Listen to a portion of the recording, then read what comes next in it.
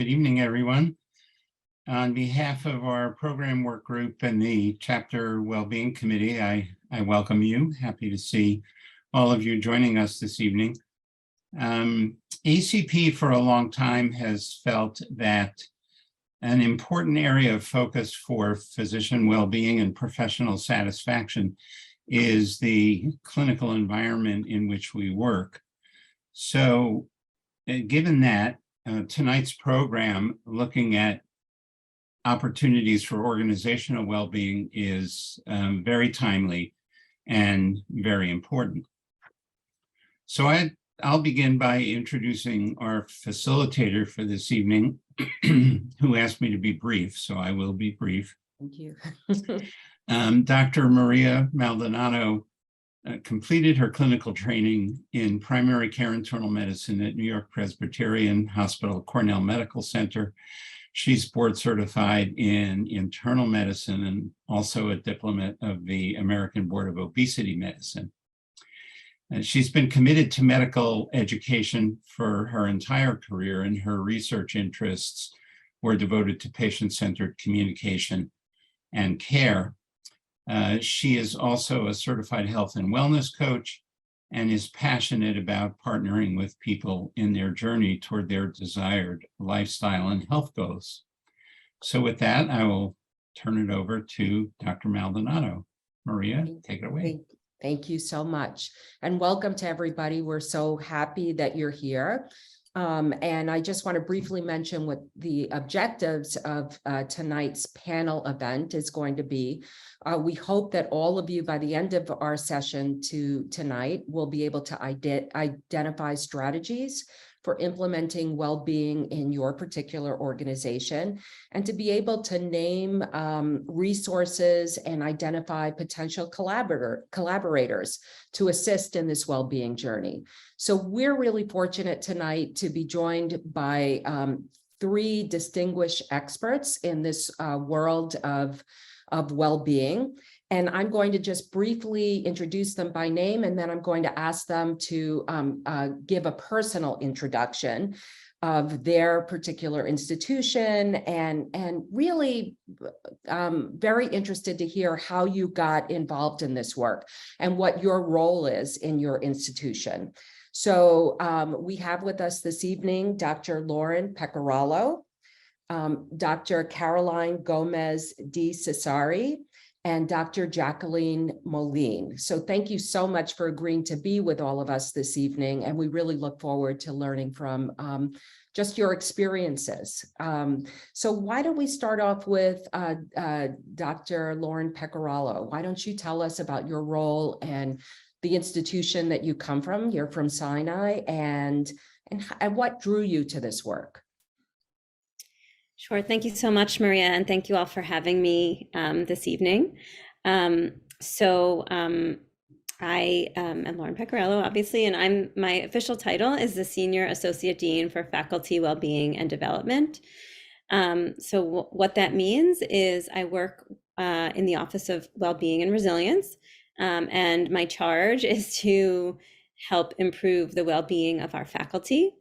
And I also oversee the Office of Faculty Development, and there's sort of a method to that madness, which is that we really realized that sort of faculty development had a lot to do with well-being in our space, and this idea that mentoring and leadership development and promotions and really just information delivery was really critical. And so the institution kind of made a decision to sort of partner the two offices.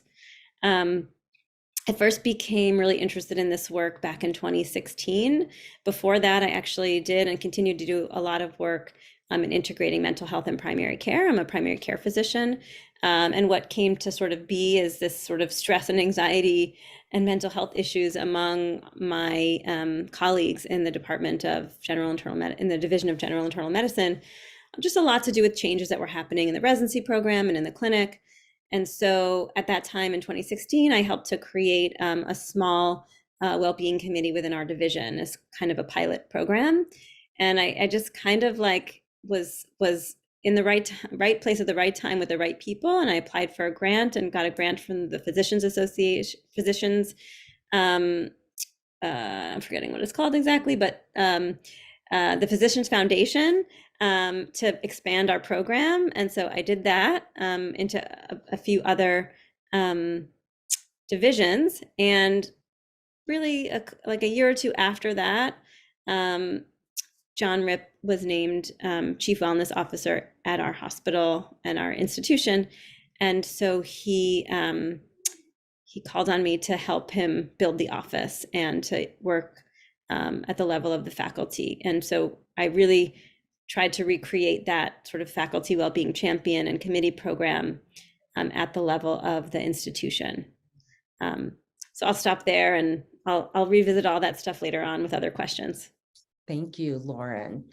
How about Dr. Caroline Gomez-DiCesare? Hello, everyone. I'm Carolyn Gomez-DiCesare. I am an internist and a pediatrician, and I work for the small institution on the call tonight. I work as part of Bassett Healthcare, which is in central New York, based out of Cooperstown. And I have had my own journey, I guess, with wellness, as many of us have. I've been in practice for about 24 years, and was, as we were getting into the computers and things like that, spending more and more time with my friend, the computer, and less time with my family and with my patients. And I have had some burnout myself, which I initially didn't really understand what it was. It wasn't something that we talked about.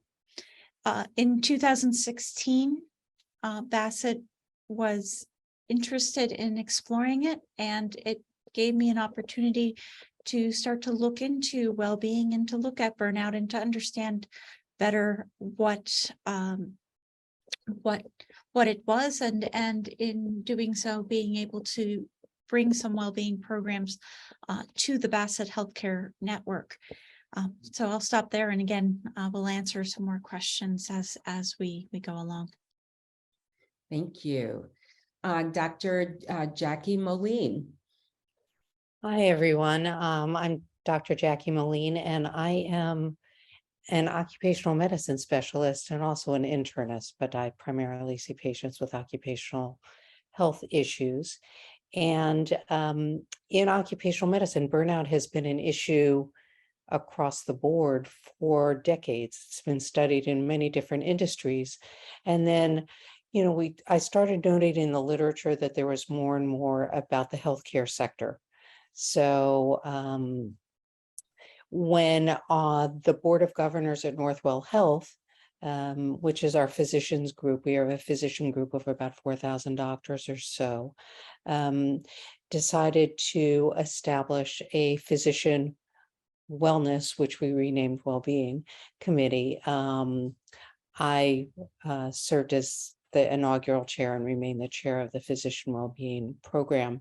So I came to it really thinking of it as an occupational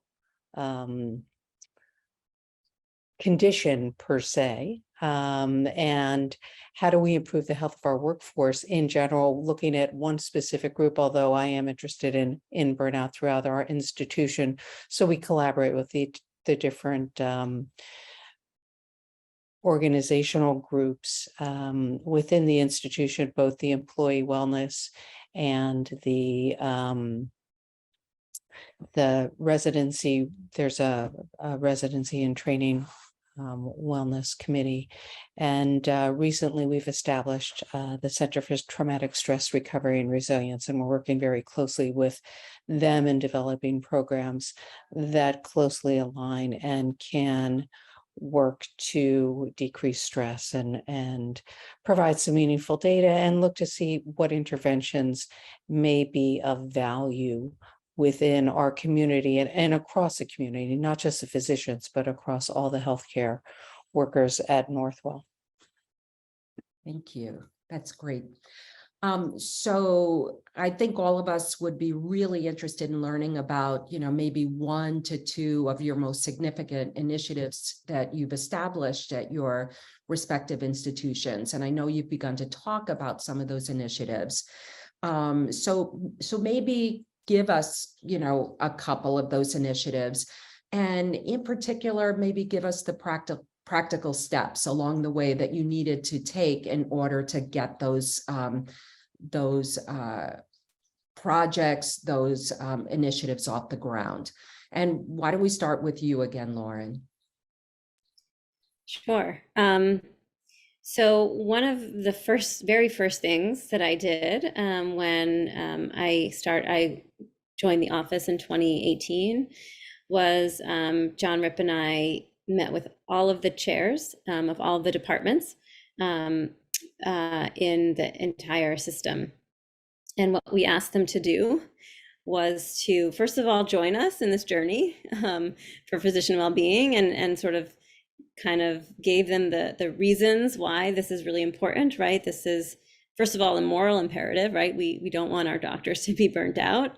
But this is also, comes hand in hand with productivity and with longevity at an institution or within a department, right? And, keeping people at an institution is a challenging thing to do, and burnout is one of those things that can turn them away. So we partnered with the chairs. We asked them to appoint a well-being champion from their department that would be willing to work with us and with the chair.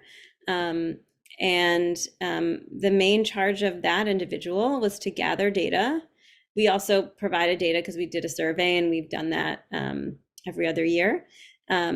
But to gather sort of more personalized, focused data from their faculty, to come up with 2 or 3 sort of core issues that were really the rocks in their shoes, right? Really the things that were causing them a lot of distress and potentially leading to burnout, and then come up with solutions to try to pilot for those particular issues for the following year.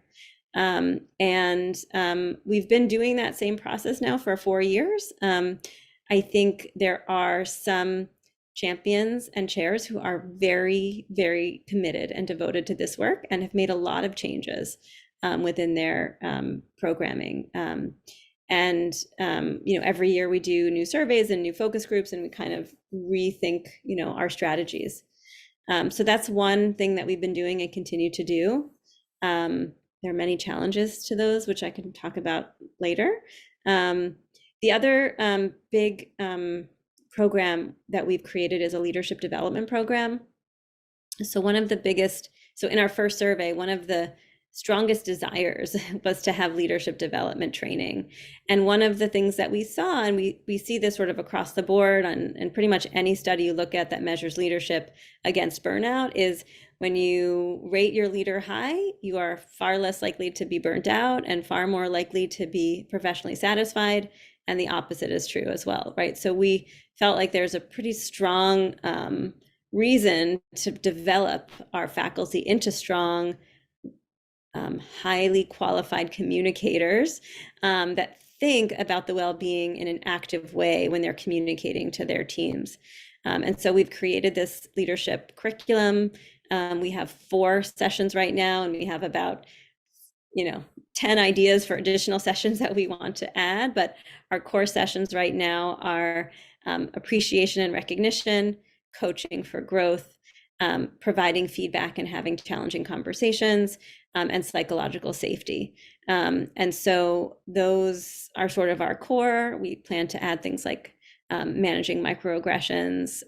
We are planning to add some more anti-racism and unconscious bias sessions, as well as probably even more on conflict and negotiation. So we have a lot of ideas to add. And the final thing I'll say is we've trained probably over 500 of our faculty in these trainings so far. And we usually get about, 30 to 50% response rates on our post surveys, and they tend to be incredibly highly rated, and people's, constructive feedback tends to be, I want more interaction with people. I want more time doing this work. So people really enjoy sort of working with this kind of tools-based training. That is wonderful, wonderful work. And I had the pleasure of being at Sinai and being the recipient of some of that training. So that's fantastic. Okay, Caroline, I wonder if you can share some of those initiatives. Well, our biggest initiatives, the first one that I'll focus is peer support. One, when looking at this, I encountered a lot of hesitation for people to talk about things, and people oftentimes are very isolated in their areas of distress. And I sometimes also speak about one of the physicians who I was, one of the doctors I was working with together with a particular patient who was taking a lot of blame for a complication that this patient had. And at the end of it, the patient went home and did fine, and the doctor was dead because of suicide. People suffer very quietly. We know from data that in both medicine and in other high stress professions like the police department or the military, that people find that they can speak most easily to somebody who's in the trenches and understands. So police officers speaking with other police officers, physicians speaking with other physicians, etc. So peer support is really important. We received a generous grant from the New York State Health Foundation, now called New York Health Foundation, and that allowed us to build an infrastructure and to collaborate with Dr. Joe Shapiro, who set up the premier system out of the Brigham and Women's back in about 2007 or so. And with that, we were able to identify and recruit volunteers. And in our program, it's a multi-specialty. So it's physicians, but it's also our APCs or APPs, depending on where you come from, our nurses, our trainees, our behavioral health clinicians. And given that this was also happening as COVID was starting, we included our respiratory therapists. So it includes most of our different clinician types. And we were able to educate people about the concepts of peer support and develop a peer support network. The other thing that we did was we did this in collaboration with several other organizations. We are currently at 6 different organizations and about to go to 8, and are looking to expand our network to other, particularly small organizations. The problem with being in a small organization is that everyone knows everyone else.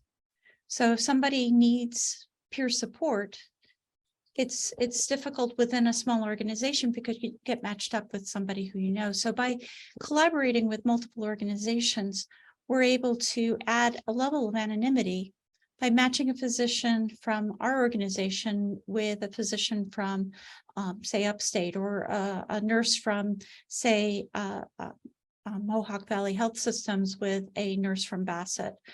So we're able to add a level of anonymity. Another thing that we did was we included our leaders in this training, and that was helpful and continues to be helpful, both in having leaders understand the program and understand the purpose of it, but also giving leaders themselves a little bit more in terms of skills to be able to be better listeners and more empathetic and supportive of their teams. And so what we are finding is that not only are we having the formal peer support program, which, by the way, I'm happy to share anything about also outside of this discussion, but we have a lot of informal peer support that happens as a result of the training. And so it adds community support and decreases isolation. Like Dr. Peccoralo was mentioning, we've had our surveys, we have our annual surveys, and definitely the practice environment is a huge issue. And so we've been looking over the past few years about different ways of how do we, as they say, get rid of the stupid stuff, and how can we make things simpler or get rid of things that really don't need to be done. And as part of that, we have been adding to our team some informaticists who are working with our nurses and working with our practitioners and looking then at the different codes and getting rid of things and reconciling some of the different workflows that we have and making them more simple so that we don't have to do the same thing 3 times to get the information in all the places that it needs to be. So those are the 2 things that I wanted to share right off. Thank you. Thank you. How about you, Jackie? So the programs that I wanted to highlight were developed in part because we are a very large organization, and we're not only large numerically, but we're large geographically. And for anyone who's had the pleasure of doing the Montauk Century bike ride, which is not really a century, but it's actually 127 miles. Long Island's really long, and that's where most of Northwell is, for those of you who might not be familiar with our health system. So we have practices that are really scattered, and we have doctors in hospitals in Westchester, Staten Island, Manhattan, Queens, and Long Island. And so in trying to develop programs that would be available to everybody, we've moved to a regional system where for having programs that are that can be in people's communities, but also even before the advent of meetings like this on Zoom, when they became so popular during COVID, is what activities might you be able to do that would allow people to participate throughout without having the stress of driving during rush hour to get to a meeting. So 2 of the things that I wanted to talk about are really some programs that were developed to bring people together. And one of them is a program that we call Connect the Docs, which was based on studies that came out of the Mayo Clinic on commensality, which is basically how do you bring doctors together? And if you bring doctors together for meetings, for dinners, or lunches, whatever it might be, and have an opportunity for them to talk to their peers in a collegial setting, that they demonstrated that burnout rates went down just by having these simple activities. So we instituted this program. I think, Maria, what you asked, what was one of the important features in setting it up? The key to it was having a really good program assistant or program coordinator. And then it was set up as a web link, but the way it works is that people can, there are set dinners that are like, let's say there's one on November 17th in the central region and one on November 16th in the eastern region or whatever. People can sign up for the dinner, or if people are interested, they can sign up and have their own dinner of about 10 people. The health system pays for the meal. We have folks pay for their own alcohol just because it's safer that way. But all they have to do is show up. So, and it's been a really nice way of having folks get together. We've had folks who are new to this health system, folks who are trying to build their practice. They meet people that they might not otherwise meet from all different specialties. And then we've also had folks who may want to meet with a bunch of their friends, and they're able to, or a bunch of their department, and we're able to do that in a congenial setting. So that's been something. And there is a facilitator who tries to guide the conversation, but it's really not a directed conversation per se, but we do want to get the conversation going about different topics, and that's really up to the lead to decide what wants to be done.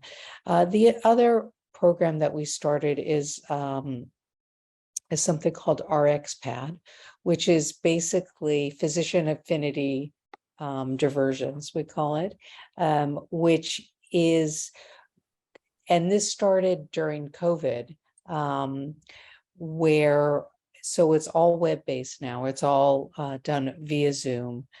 Although some of the groups might actually go outside more, but it's having groups, anyone's welcome to join throughout the health system with a shared interest.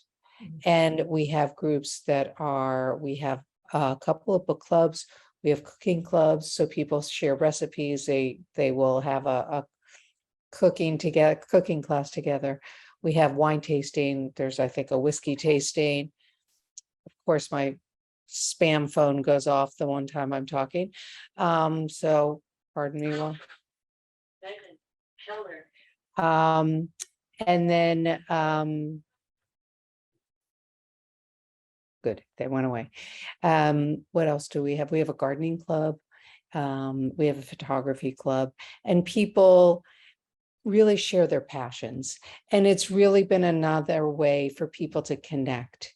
You know, in many ways, when I first did my fellowship at Mount Sinai many moons ago, there actually was a doctor's dining room. And it was on the 5th floor of Annenberg. No, not on it. Yeah, the 5th floor. And what it allowed people to do was get together and connect with people. They needed the space or something else, so that went out the window. And we've lost the doctor's dining room. We've lost, everything's become decentralized. So these activities are trying to bring people back together where they can talk to each other. Maybe they're talking about a case or they're doing a curbside consult. But the point of these meetings is really to have people have the opportunity to connect with their peers and meet new people if they want, or share interests. And the activities are derived to bring joy back to people's lives with folks that they share some link to. They may not ever interact with them in a professional way, but they're all affiliated with the same health system, and they're all physicians within our large practice groups. So those are the two programs that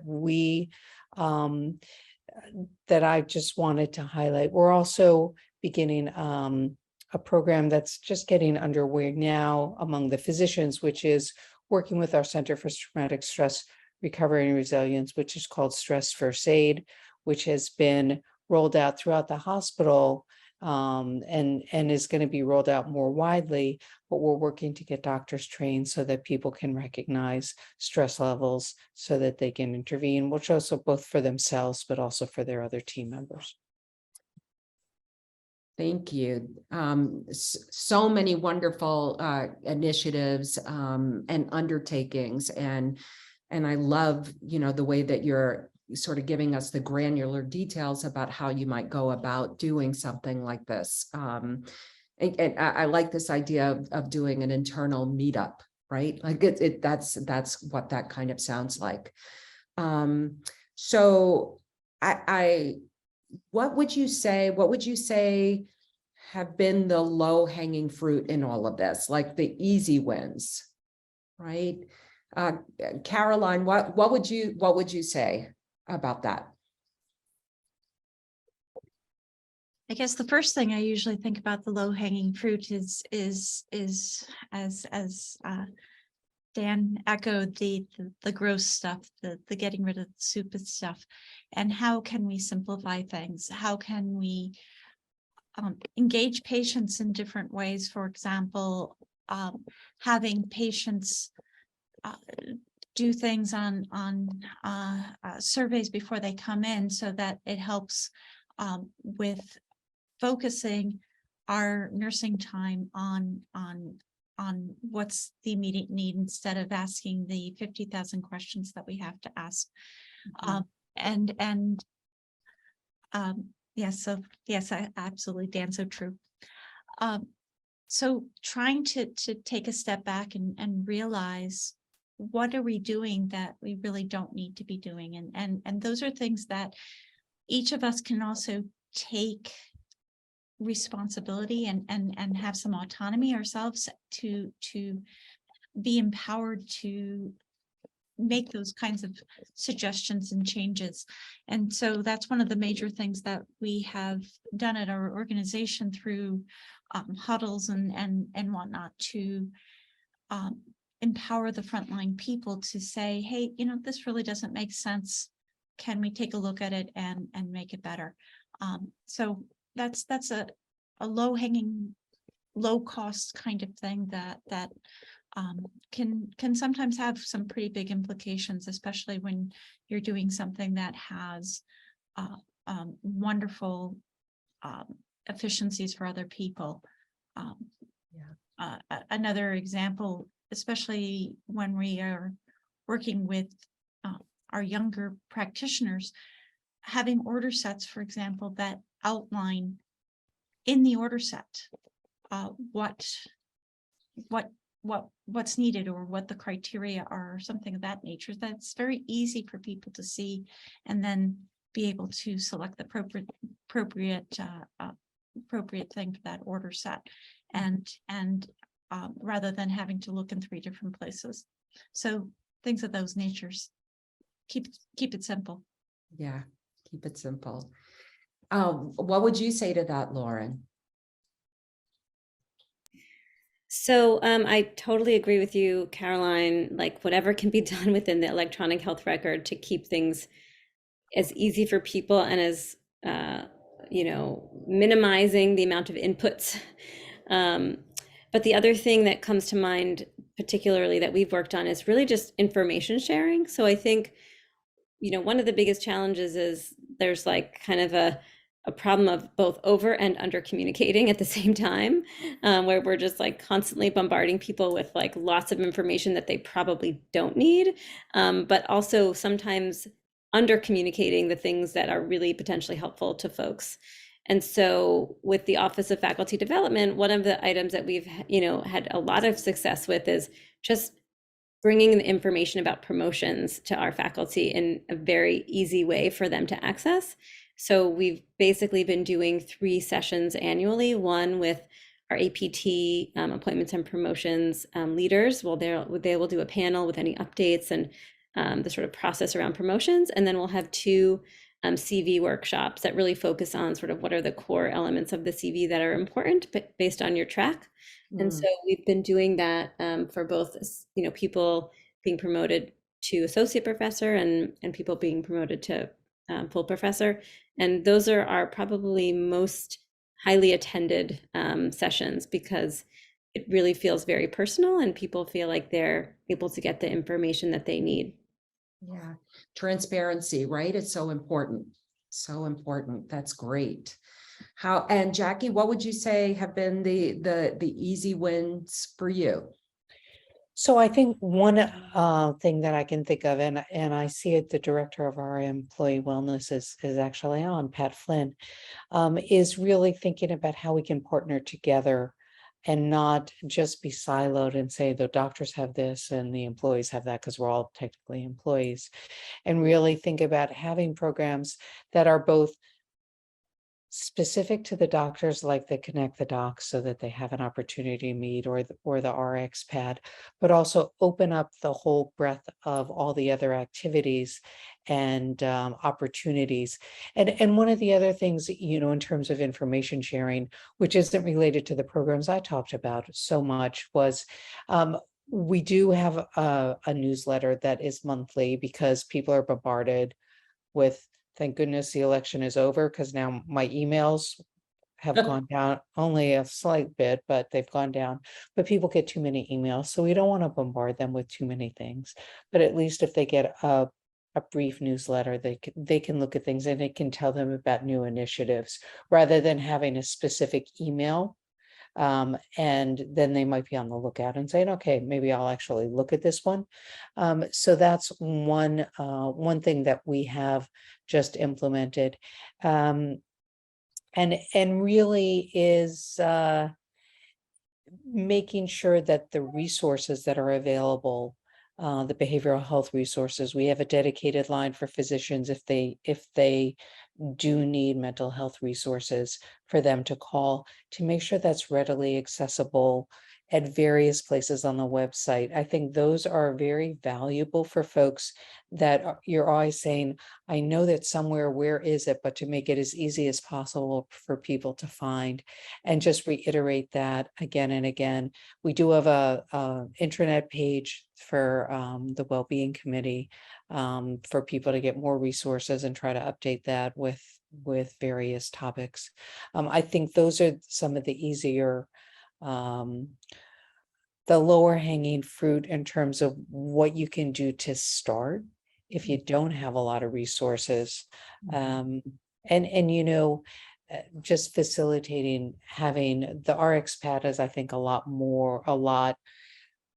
It's led by a couple of leaders within each group who have an interest, but they become self-directed. It's people who want to participate in a book club or want to participate in a gardening club or whatever it might be.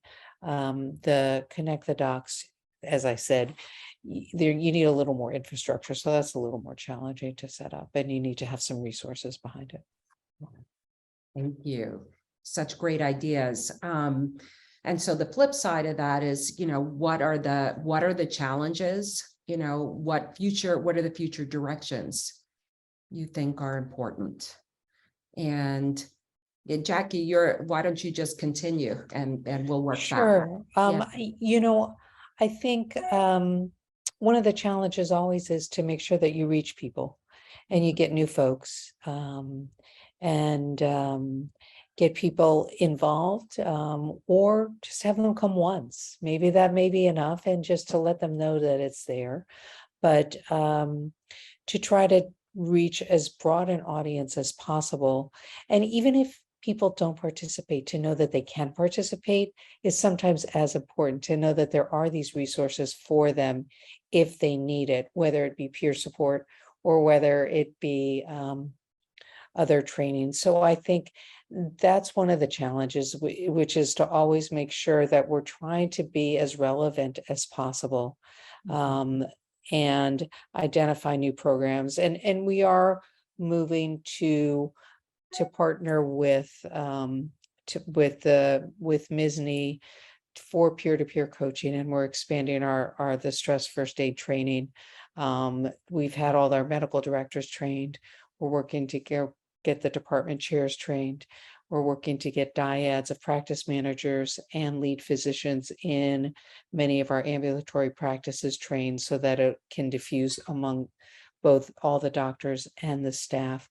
Those are some of the initiatives going forward, which I think will improve things. And you know, I'm purposely staying away from the EMR because we may be having some big shifts in that, which will be eventually much better, but in the short term will cause more headaches. And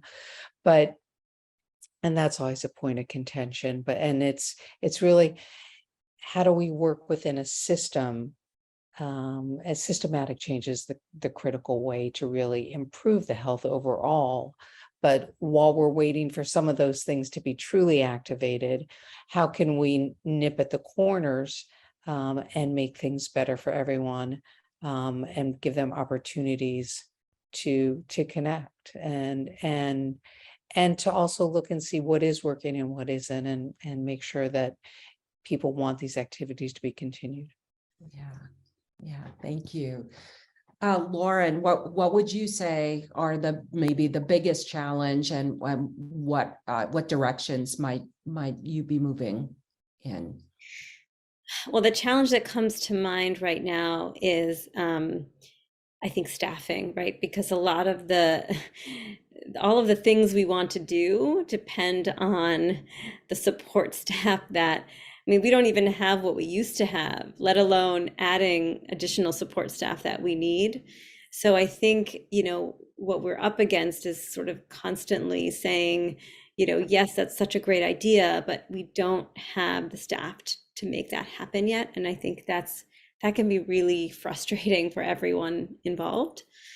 So, you know, I'm hoping that the future is bright with regard to staffing, and that things will look better in the coming year or two. I think, you know, I think as everyone sort of mentioned, there's really two things that we're trying to attack here, right? One is sort of what's happening in the practice, like what's happening in people's day-to-day work, and how do we make that easier for them to do and take out the frustrations and allow people to get back to really caring for patients. And then the other piece is, you know, are there other things we can offer that maybe are not within the workspace, but that can be helpful to building well-being and enhancing resilience and taking care of mental health, right? So I think, you know, expanding that mental health access, we are lucky enough to have a center in our institution that offers short to medium term care for everyone who needs it within the institution. And then thinking about like the organizational structural issues, right, that we need to really tackle. I think that's what's coming, and we need to keep chipping away at it, as Jackie said. Yeah, I'm sure that that people who are listening right now will be interested in learning about like how do we really chip down to the core of, you know, what's really causing the real major sources of distress. Caroline. Well, I'm not sure I'm adding a whole lot more, but basically all of the above. So communications, extremely challenging, especially with everybody communicating in different manners. The isolation, you know, again, we're geographically quite large. Our network is about the size of the state of Connecticut, and so having that those connections are important. The staffing is incredibly difficult right now, which just leaves more work for the people who are left behind, if you would, which leaves less human resources for participating and being involved with the different activities that we have. And then naturally, all the financial strains that we're experiencing in healthcare. So we have been trying to take things little by little. We have been trying to look at what resources we have so that we don't have to spend additional monies. And so the volunteerism with the peer support program, which has been, you know, just, we really are very grateful for our volunteers. The simple things that people can do. And simple things also from a connection standpoint. For example, one of the things that we do is we call it the Basset Around the World. And we are a medical staff of people from all over the place. We are all different backgrounds and different cultures. So among some of the different things that we do is we have a annual celebration of that, where people come together in one of our state parks. You bring your family. It's a fun day in the park, not very expensive, and food is covered by everybody because you bring a dish to pass that represents your culture. So we get to experience each other's backgrounds and cultures at something that's not a huge expense for the organization. So things like that, little things like that, which do bring people together, do make that connection, do give people a little bit of a break from work, but also really recognizing that people are overstressed because we are working with such diminished numbers of clinicians and support staff.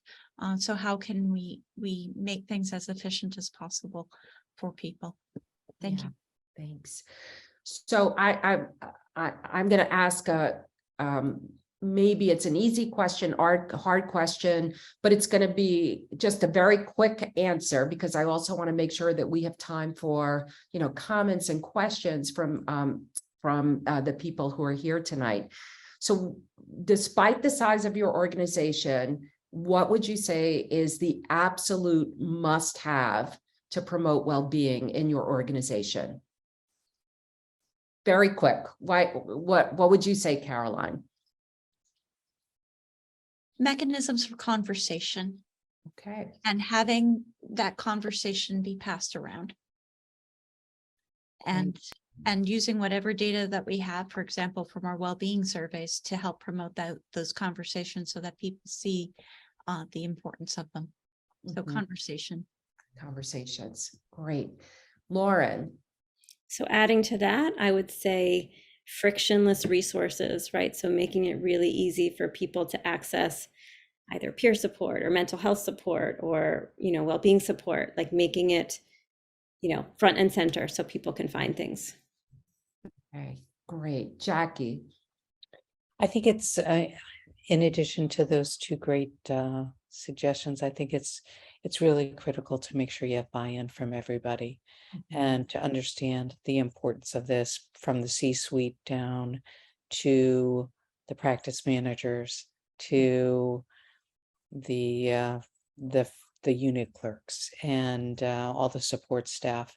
I think really understanding that everyone's well-being is really important for all of us to function in the best environment, and that we really do need to have the best tools. And I love the acronym of GROSS. So we need to have a lot of gross going on. It's the only time we probably want more gross than not. But we really do need to get rid of the stupid stuff. And if we can think about how do we cut back on redundancies and unnecessary things, I think that would make things better for everybody. Yeah. Yeah. You know, one of the questions that was on my mind was, how do we get the attention of the C-suite or, the decision makers? But I'm wondering if that's even a relevant question. Do you think that, we have the ear?